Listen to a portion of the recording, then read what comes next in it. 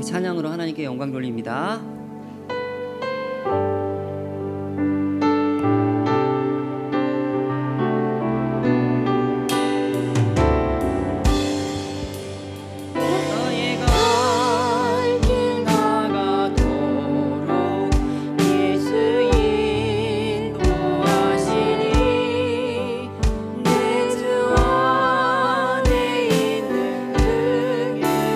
어찌 이시마리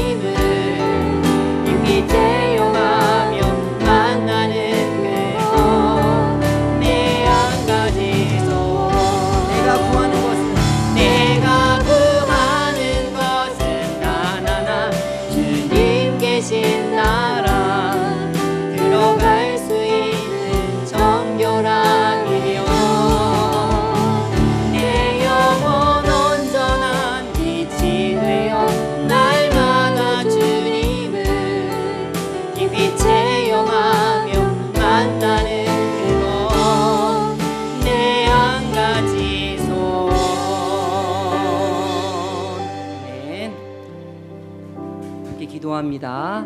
오늘 하루를 돌아보면서 우리 감사 기도했으면 좋겠습니다. 아침부터 지금까지 성실하게 우리를 지켜주시고 예배의 자리까지 나오게 해주신 하나님의 은혜에 대해서 우리 기억하면서 감사하는 기도를 했으면 좋겠고요. 오늘도 주님 뜻대로 살지 못하고 내가 주인이 되려 살았던 것 그거 회개하는 시간 갖도록 하겠습니다. 이 시간 하나님 앞에 나왔는데 우리의 마음을 온전히 하나님께 집중할 수 있도록 성령 하나님 우리의 마음을 활짝 열어주시기 원합니다. 하나님께서 말씀하실 때 겸손한 마음으로 아멘할 수 있는 그런 믿음을 가질 수 있도록 우리의 마음을 주장하여 주시옵소서. 우리 예배를 위해서도 함께 기도하도록 하겠습니다. 기도합니다. 사랑의 하나님 은혜를 감사합니다. 세 사람이 내 이름으로 모인 곳에 그들 가운데 있겠다고 주님께서 말씀하셨사오니 그 약속 믿고 주님 앞에 나왔습니다. 하나님 이름을 부릅니다. 하나님 체험할 수 있는 시간 될 수 있도록 인도하여 주시옵소서. 하나님 오늘 하루 돌아보며 감사한 것뿐입니다. 아침부터 지금까지 성실하게 지켜주셔서 이 자리까지 나오게 하신 하나님 감사합니다. 아침에 일어나게 하시고 하나님 또한 생활하게 하시고 이 자리에 하나님의 예배케 하시니 하나님 감사합니다. 이것이 당연한 것이 아니고 하나님의 은혜인 줄 믿습니다. 우리가 하나하나 하는 행동하나 공감이 없고 하나님께 공감이 되지 않으면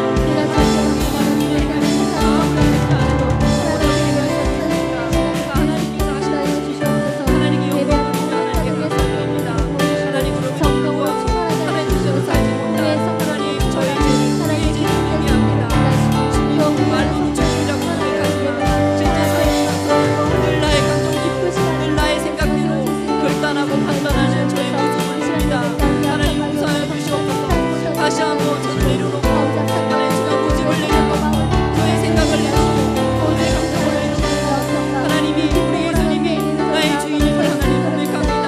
하나님 저를 주인으로 다시 한번 우리 주님께서 나의 삶의 주인 나를 보시고 결단할 수 있는 시간이 주하여 주시옵소서. 하나님 이 시간에 하나님 말씀을 듣습니다.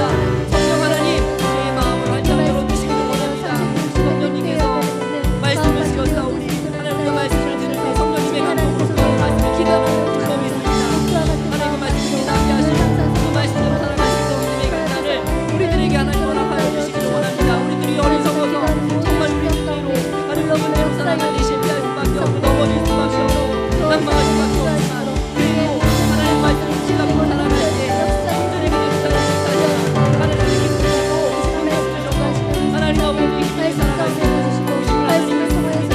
이 시간에 말씀을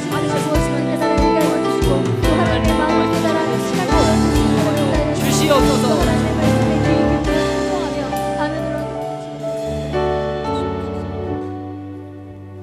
하나님 이 시간 하나님께 온전히 집중할 수 있도록 인도해 주시기 원합니다. 하나님 체험하고 하나님의 마음을 깨닫고 그 마음을 깨달은 대로 또한 삶을 살아갈 수 있는 믿음의 결단 허락하여 주시옵소서. 예수님 이름으로 기도합니다. 아멘. 예, 말씀 봅니다. 말씀은 민수기 21장 21절부터 26절까지 그리고 좀 건너뛰어서 33절부터 35절까지의 말씀을 교독하도록 하겠습니다. 21장 제가 21절부터 제가 먼저 읽겠습니다.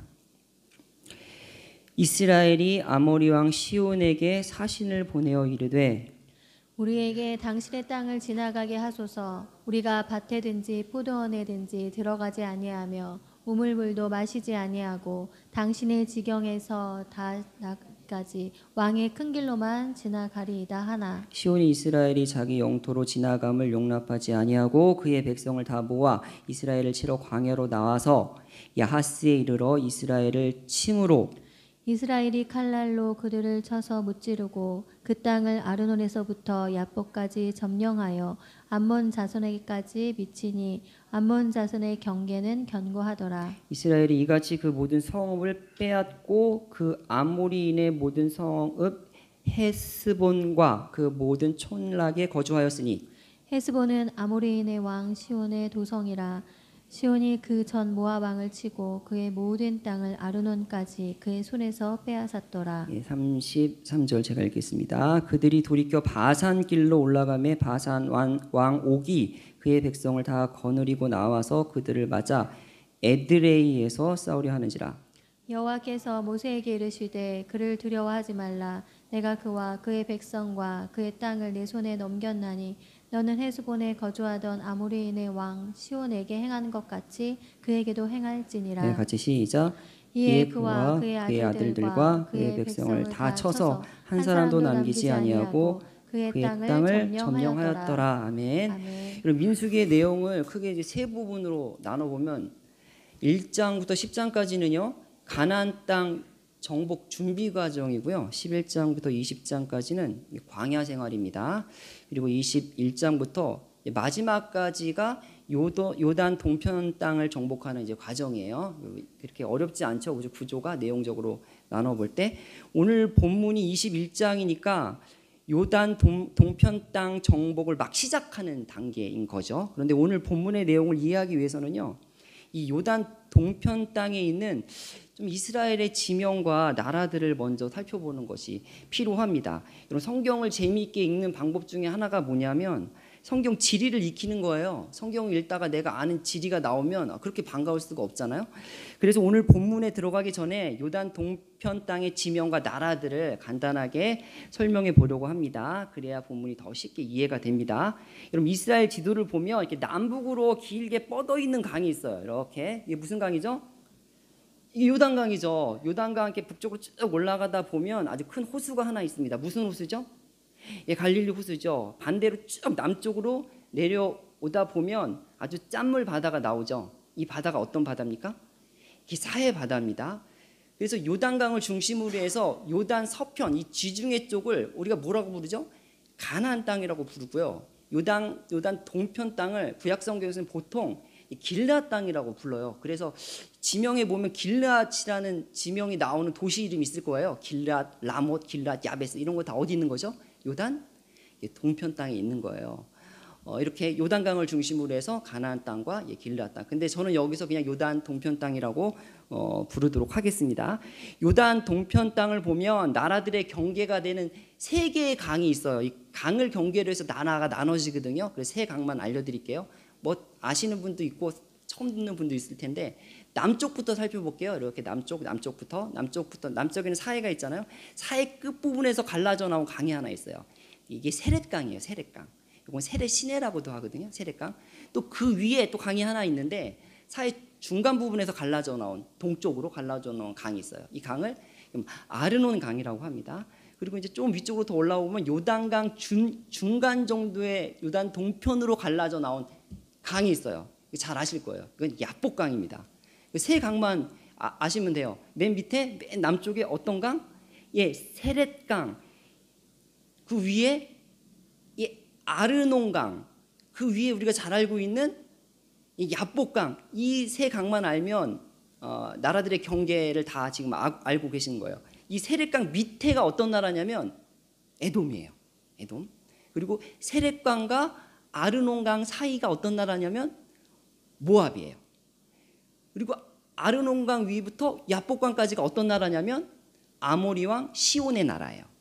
그 다음에 야복강 위부터 저 위에 바산, 갈릴리 그 북쪽 지역까지는 어떤 나라냐면 바산 왕 옥의 나라예요. 남쪽부터 에돔, 모압, 아모리 왕 시온의 나라, 바산 왕 옥의 나라 이렇게 네 나라가 있는 거예요. 그렇죠? 다 이해하셨죠?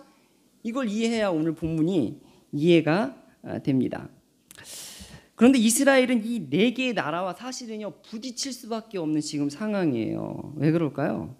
왜냐하면 가나안 땅으로 들어가는 가장 빠르고 편한 길이 이 나라들을 통과하기 때문입니다.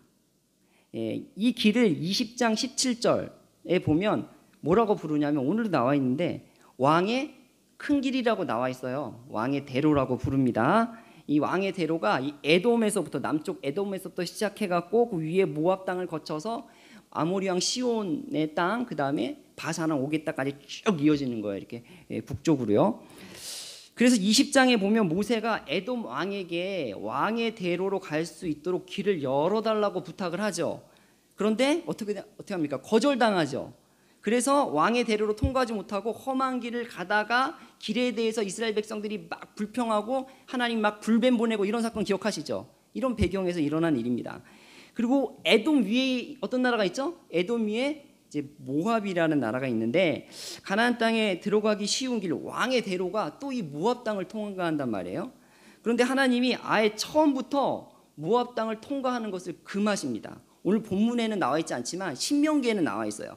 신명기 2장 9절에 보면 여호와께서 내게 이르시되 모압을 괴롭히지 말라. 그와 싸우지도 말라.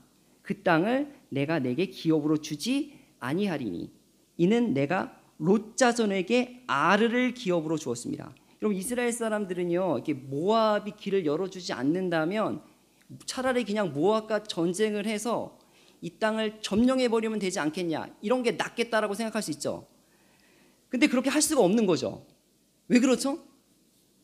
하나님께서 그 땅을 아브라함의 조카인 누구에게 주었다고요? 롯에게 주셨기 때문에. 그래서 모압 땅에 들어가지도 못하고 모압 땅을 둘러서 또 험한 길로 갈 수밖에 없는 거죠. 그래서 결국은 고생하다가 북쪽 경계인 이 모압의 북쪽 경계인 비스가산에 도착을 합니다. 여러분 이 모압의 위쪽에 어느 나라가 있다고요? 아모리 왕 시온의 나라가 있어요. 이 땅을 통과해서 이제 요단강을 건너야 왕의 대로를 이렇게 쭉 가다가 시온의 땅에서 서쪽으로 쫙 꺾이면 이제 여리고죠. 그렇게 들어갈 계획을 세우고 있는데 그러기 위해서는 이제 길을 열어달라고 부탁을 해야 되겠죠. 그래서 아모리 왕 시온에게 21절에 보면 사신을 보내죠. 그렇죠? 21절 오늘 읽은 본문 말씀입니다. 그리고 22절에 사신을 보낸 목적을 이야기합니다. 아무런 손해를 끼치지 않을 테니까 이 왕의 큰 길, 그렇죠? 나오죠? 왕의 대로를 열어달라 이렇게 요청을 합니다. 허락할까요? 거절할까요? 네, 거절합니다. 그래서 23절에 보면 아모리 왕 시온이 그 요청을 거절하고 오히려 백성들을 모아서 이스라엘을 선제 공격을 하는 거예요. 그러나 24절에 보면 전쟁의 결과가 어떻게 됐는지 보면 이스라엘이 오히려 아모리 왕 시온의 땅을 점령을 합니다. 그리고 아르논에서 야복강까지 이 경계잖아요. 아까 말씀드린 아르논에서 야복강까지 점령을 합니다. 그리고 25절에 보면 이렇게 아모리 왕 시온의 땅을 점령한 후에 그 모든 성읍을 빼앗고 그 모든 촌락에 거주하였다라고 표현을 합니다. 거주하였다는 표현이 나와요. 25절에 한번 보겠습니다. 25절 읽겠습니다. 다 같이 시작. 이스라엘이 이같이 그 모든 성읍을 빼앗고 그 아모리인의 모든 성읍 헤스본과 그 모든 촌락에 거주하였으니. 가장 중요한 단어는 어떤 단어냐면 거주하였으니라는 단어예요. 이 거주하였다는 단어가 중요한 이유는 뭐냐면 이때까지 이스라엘 백성들은요 어떤 땅에도 거주한 적이 없습니다. 이스라엘의 조상인 족장 아브라함, 이삭, 야곱도 가나안 땅에 살았지만 자신의 땅이 없었어요. 그래서 장막 생활을 하면서 계속 이렇게 돌아다닌 거예요. 그리고 이스라엘 백성이 지금 광야에서 40년 동안 지금 또 돌아다닌 거잖아요, 사실은. 그리고 애굽에서 살기는 했지만 거주한 건 아니에요. 왜냐하면 이 거주한다는 뜻은 무슨 뜻이 있냐면 자기 땅을 가지고 안식을 취한다, 그런 의미가 있어요. 그런 의미에서 보면 이스라엘 백성들은 한 번도 거주하지 못한 거예요. 그런데 오늘 본문에 무슨 표현이 나옵니까? 여러분 거주했다는 표현이 나오잖아요. 이게 진짜 감격스러운 단어라니까요. 아브라함에게 해주신 그 약속에 대한 성취가 지금부터 이루어지고 있는 거예요. 사실 좀 더 일찍 38년 전에 이 가나안 땅을 정복하고 그 가운데 거주할 수 있는 기회가 있었어요. 이제 그때 이제 정탐꾼이 부정적인 보고를 하고 이스라엘 백성들이 마음 흔들리고 불평하고 이렇게 불신해서 결국은 들어가지 못했잖아요, 가나안 땅에. 40년 동안 이제 정착 생활이 아닌 또 이렇게 돌아다니는 그런 생활을 하게 된 겁니다. 여러분 물론 광야 40년이 하나님의 은혜의 기간이기는 했지만 여러분 불순종에 대한 징계이기도 해요. 이렇게 우리는 두 가지 관점으로 봐야 됩니다. 지난번에 말씀드린 것처럼 하나님께서 나를 낮추셔서 복을 얻게 하는 이 광야 생활의 은혜의 관점, 이런 관점도 있지만, 그러나 다른 한편으로는 불순종으로 인해서 징계를 받은 것으로 보아야 되는 거죠. 그래서 순종했으면 진작에 가나안 땅에 순탄하게 정착했을 일을 불순종으로 인해서 얻어맞고 고생하다가 지금 한참 후에 정착하게 된 거죠. 거주하게 된 것입니다.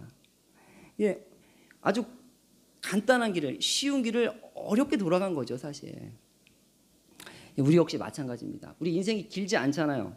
이스라엘 백성처럼 이렇게 삥 돌아가지 말고 가나안으로 직진하는 우리의 인생이 됐으면 좋겠습니다. 이렇게 인생길을 돌아가지 않으려면 이스라엘을 보고 우리가 교훈을 얻어야죠. 괜히 이스라엘 백성처럼 고집 부리지 말고 하나님께 빠르게 순종하는 것이 우리 인생길이 지름길로 가는 이 길입니다. 사실 이렇게 순종하는 것이 좀 쉽지는 않지만 그리고 어떻게 보면 굉장히 돌아가는 길 같아요. 순종하는 게. 근데 사실은 가장 빠른 길입니다. 이게 제 말이 아니고 시편 119편 35절에 보면 나로 주의 계명에 첩경으로 행케 하소서. 이게 무슨 말이죠? 첩경이 지름길이란 말이거든요. 하나님의 말씀에 순종을 하면 지름길로 간다는 말이에요. 이게 제가 이제 내비게이션을 켜고 운전을 하다 보면 잘 아는 길이에요. 굳이 내비게이션을 안 보고 가도 되는데 혹시나 해서 내비게이션을 켜고 이렇게 가면 먼 길로 이렇게 막 인도를 하는 거예요. 가까운 길을 놔두고. 그래서 내가 잘 아니까 그냥 가까운 길로 가요. 그러면 어떤 일이 발생하냐면 엄청 막히는 거예요.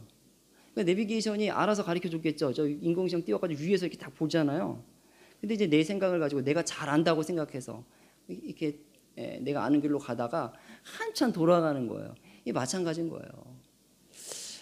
우리가 내 생각을 가지고 내 경험을 가지고 이게 빠른 길이라고 생각을 하지만 하나님이 말씀하신 것에 대한 반대 길로 가면 사실 빠른 길이 아니고 한참 돌아가는 것입니다. 하나님의 말씀이 이처럼 내비게이션과 같다는 거예요. 하나님의 시야가 나보다 훨씬 더 넓다는 것을 우리가 인정해야 되겠습니다. 그래서 그냥 하나님이 지시한 길로 가면 그 길이 가장 빠르고 형통한 길이다. 이런 믿음이 우리에게 있으면 좋겠습니다. 여러분 나이가 들면요 이렇게 아는 것도 많아지잖아요. 또 경험도 많아지고 그러니까 하나님의 말씀을 무시하게 되는 경우가 많은 것 같아요. 저도 그런 것 같아요. 제가 청년 때와 지금의 좀 이 순종의 강도를 비교해 보면 지금이 훨씬 더 고집이 센 것 같아요. 그러니까 이런 거죠. 내가 배워서 잘 아는데 뭐 이런 마음이 저에게 있죠. 내가 경험해봐서 좀 아는데 근데 이런 생각이 정말 제일 위험한 생각입니다. 이렇게 되면 하나님께 묻지 않아요. 하나님께 기도하지 않습니다. 내 소신대로 가다가 사실은 고생하는 거예요. 진짜 큰 코 다치는 것입니다. 여러분 이 모세가요 믿음의 사람인 이유가 뭐냐면 여러분 이스라엘 백성 중에서 가장 똑똑하고 경험이 많은 사람이 누굴까요? 모세잖아요. 여러분 모세는 40년간 왕궁에 살면서 왕자의 교육을 받은 사람이에요. 그 후에 40년간 광야에서 광야 생활을 경험했단 말이에요. 그렇죠? 그래서 모세야말로 내가 배워서 아는데 내가 경험해서 아는데 여러분 이렇게 말할 수 있는 거의 유일한 사람이에요. 근데 모세는요 광야 40년간 하나님께 토달지 않고 순종합니다. 왜 그럴까요? 여러분 이 광야에서 인간의 지식과 경험이 아무런 소용이 없다는 걸 알았기 때문이에요. 그래서 그냥 하나님이 가라는 대로 가는 겁니다. 이게 믿음이에요. 우리 힘으로 살 수 없기 때문에 하나님께서 지시하는 방향으로 가겠다. 이게 바로 믿음이거든요. 그래서 우리가 기억해야 할 것은 우리의 인생길은요 이 광야길이잖아요. 늘 초행길입니다. 광야길이 늘 초행길이었잖아요. 우리가 오늘 하루도 한 번도 가지 않은 초행길을 지금 가고 있는 거예요. 우리가 하루하루 사는 방법은 그냥 내비게이션과 같이 넓은 시야로 위에서 넓게 보고 나에게 지시하시는 하나님의 그 음성을 따라가는 거예요. 이게 가장 안전하게 가는 길이고 이게 지름길입니다. 다시 본문으로 돌아가서 여러분 이스라엘 백성은요 이제 아모리 왕 시온의 땅을 점령하고 이제 거주하게 되었죠. 그리고 33절에서는 이스라엘 백성이 이제 아모리 왕 시온의 나라 위에 있는 바산 왕 옥과도 전쟁을 하게 됩니다. 그럼 34절에 보면요 하나님이 뭐라고 말씀하시냐면 내 손에 이 바산왕 옥의 땅을 넘길 테니까 두려워하지 말라고 말씀을 해주시죠. 두려워하지 말라는 말을 좀 주의 깊게 살펴볼 필요가 있습니다. 왜 두려워하지 말라고 했을까요? 신명기 3장 11절에 보면은요, 바산왕 옥이 얼마나 장대했는지, 얼마나 큰 사람인지를 묘사하고 있는데 그의 침대 길이를 말하고 있어요. 그의 침대 길이가 9규빗이라고 묘사를 합니다. 여러분 1규빗이 손가락 끝에서부터 팔꿈치까지거든요. 성인의 45cm 정도 된다고 해요. 그러면 45 곱하기 9를 해보세요. 9규빗이니까. 그러면 4m가 넘는 거거든요. 침대가. 우리 보통 막 침대 킹 사이즈가 2m, 2m잖아요. 거인 족속이에요. 바산왕 옥은 르바임 족속이에요. 르바임 족속. 이 가나안 땅 족속이거든요. 안악자손처럼 거인 족속입니다. 옛날 기억나지 않아요? 옛날 기억나지 않았을까요? 이스라엘 백성들이 가나안 땅에 들어가지 않은 이유가, 중요한 이유가 뭐죠? 그 땅에 있는 가나안 사람들이 너무 크다는 거예요. 거인이 산다는 거예요.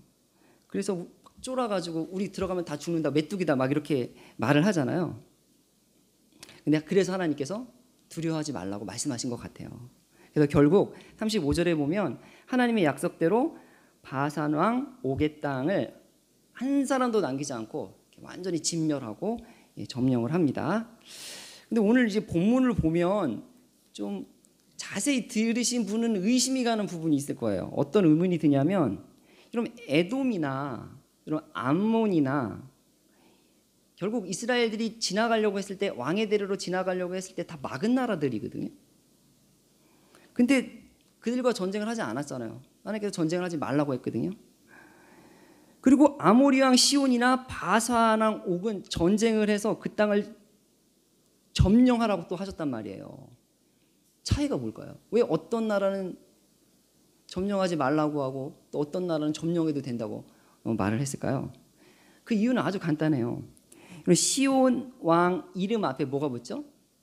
아모리 왕 시온이죠. 아모리 족속은 어느 족속입니까? 가나안 족속이잖아요. 그렇죠? 가나안 족속. 그리고 바산 왕 옥은 르바임 족속. 이건 가나안 족속이에요.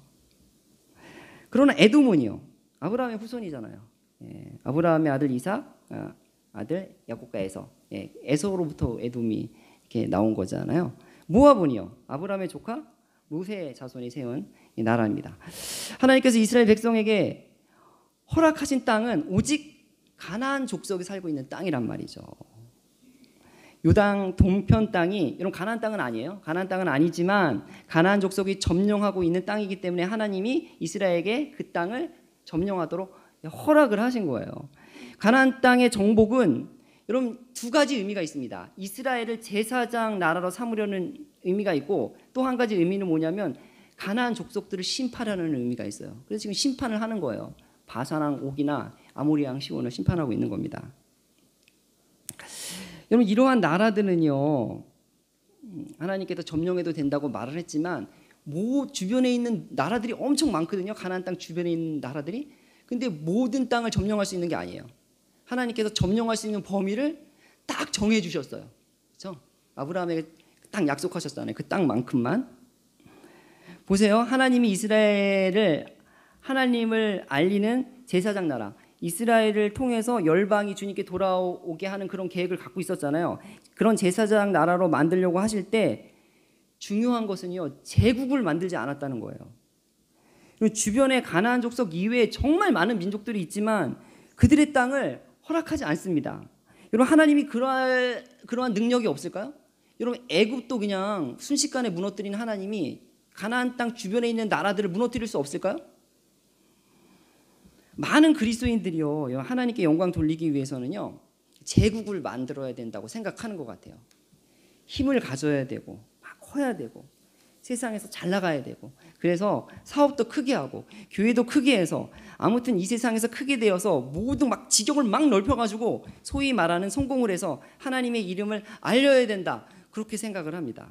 근데 오늘 본문을 보세요. 하나님께서 자신의 이름을 알리는, 그래서 이스라엘 백성을 택했는데 그 이스라엘 백성들의 땅이 한없이 크지도록 하지 않으셨잖아요. 그렇죠? 하나님은 이스라엘의 크기에 관심이 없어요. 하나님은 이스라엘을 제국으로 만들지 않았어요. 여러분, 큰 게 나쁜 게 아닙니다. 그렇다고 반대로 작은 것이 좋은 것도 아니에요. 중요한 것은 크기가 아니라는 거예요. 하나님은 크기에 정말 아무런 관심이 없는 것 같아요. 무슨 관심이 있겠어요? 하나님이 온 세상을 다 가지신 분인데. 그럼 하나님께서 중요하게 여기는 것이 뭘까요? 하나님께서 중요하게 여기는 것은 크기가 아니라 거룩입니다.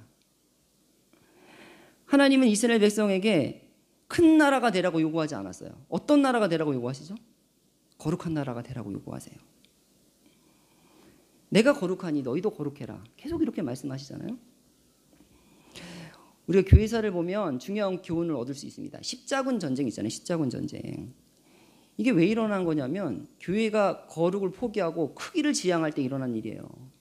교회가 힘으로 제국이 되려고 할 때 이런 일이 일어난 거예요. 그래서 결과가 어떻습니까? 교회가 거룩이 아닌 이 힘과 크기로 어떤 군사력으로 이슬람 세력을 정복하려고 했기 때문에 오히려 이슬람 세력이 더 번성하게 됐어요. 그들이 복음에 대해서 더 마음을 닫게 됐어요. 이렇게 크기로 힘으로 밀어붙이는 것은 전형적인 성경적인 방식이 아니라 세상적인 방식이라는 거죠. 그럼 믿지 않은 사람들은요, 하나같이 다 크기에 관심이 많은 것 같아요. 집 크기, 차 크기, 뭐 키 크기, 사업의 크기, 온통 여기에 관심이 있어요. 제가 중국에서 한 6년간 살았잖아요. 중국인들의 자부심이 뭐냐면 크다는 거예요. 크다는 겁니다. 땅도 크고 인구도 제일 많고 크다는 거예요. 그래서 야, 니네 나라는 왜 조그만데 대한민국이야? 막 이렇게 놀려요. 크다는 게 그들의 자부심이에요. 그래서 주변 국가들이 자신의 말을 들어야 한다는 거예요. 크니까 중국을 섬겨야 한다고 말을 합니다. 그래서 중국이 복음화되지 않으면 정말 위험한 나라인 거예요. 힘만 있고 거룩을 상실했을 때 정말 위험한 사람이 되는 거예요. 교회가 거룩을 상실하고 막 크기만 커졌을 때 정말 위험한 교회가 되는 거예요. 그래서 믿는 사람들은 크기보다 뭐에 관심이 있어야 한다고요? 여러분, 거룩에 관심이 있어야 됩니다. 하나님은 어떤 사람을 쓰실까요? 여러분, 큰 사람을 쓰지 않고 거룩한 사람을 쓰십니다. 그게 일관된 성경의 주장입니다. 하나님은 큰 그릇을 사용하지 않고 깨끗한 그릇을 사용하시는 거예요. 정결한 그릇을 사용하십니다. 그럼 거룩이 뭘까요? 거룩에 대한 개념을 좀 알아야 되겠는데, 거룩에 대해서 이렇게 딱 한마디로 정해보자면, 저는 옛날에 어렸을 때 거룩이 뭐라고 생각이 드냐면, 거룩에 대한 이미지가 좀 별로 안 좋지 않아요? 거룩 막 재미없고 그러면 거룩하네 막 이러잖아요. 뭐 거룩하면 막 머리에 기름 바르고 양복 입고 막 성경책 여기 끼고 천천히 막 걸어다니면서 목소리도 낮은 톤으로 할렐루야 이렇게 정말 이렇게 좀 진지하고 재미없고 이런 것이 이렇게 거룩에 대한 이미지였던 것 같아요. 제가 그래서 나는 진짜 거룩하게 되기 정말 싫다 막 이렇게 생각을 한 적이 있는데, 진짜 거룩이 그런 걸까요? 성경이 말하는 거룩은 그런 거예요? 거룩은 뭐냐면 한마디로 말하면 하나님을 닮는 게 거룩이에요. 내가 거룩하니 너희도 거룩하라. 예수님을 닮는 게 거룩이에요. 예수님의 성품을 닮는 거. 그래서 우리가 예수님의 성품을 닮으려고 애를 쓸 때, 그때 하나님께서 우리를 제사장 나라로, 믿지 않는 사람들을 주님의 품으로 돌아오게 하는 도구로 삼으실 거예요. 이제 말씀을 맺도록 하겠습니다. 이처럼 우리의 인생이 세상 사람들이 추구하는 것처럼 크게 되는 것, 힘을 가져서 높아져서 막 섬김을 받고 막 이런 게 아니라 예수님의 성품을 닮아서 높아지려고 하기보다는 낮은 곳에서 그 사람의 성공을 위해서 섬겨주는 그런, 이렇게 예수 그리스도의 거룩한 성품을 닮아가는 저와 여러분이 되기를 주님의 이름으로 축원합니다. 아멘. 주신 말씀을 생각하면서 우리 찬양하도록 하겠습니다. 네, 한 가지 소원 우리 찬양할 텐데요. 여기 후렴에 보면 내가 원하는 것은 단 하나 주님 계신 나라에 들어갈 수 있는 정결함이다, 거룩이다 이렇게 말을 하고 있습니다. 우리의 한 가지 소원이 크기가 아니라, 세상에서 잘 나가고 성공하는 것이 아니라 정결함이 되기를, 거룩이 되기를 소원하는 마음으로 이 찬양 함께 하나님께 드리겠습니다. 이 세상에 그 무엇으로